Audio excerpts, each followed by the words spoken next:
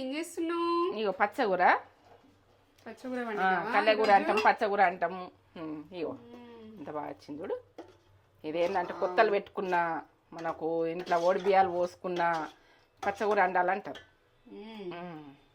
సింపుల్గా టేస్ట్గా ఇంత సింపుల్గానే చూపించిన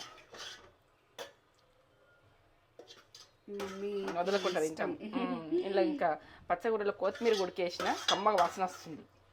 వెంటనే నేత్ర ఛానల్కి అర్జెంటుగా వెళ్ళిపోయి ఇది ఎట్లా చేసినామన్నది పక్క చూడండి, పక్క చూస్తేనే మీకు అర్థమవుతుంది. ఇలా టమాటా వేసి ఇది ఇది సింపుల్గానే, కానీ ఇది ఎట్లా చేసినా పక్క చూడురి, పక్క చూస్తేనే మీకు అర్థమవుతుంది.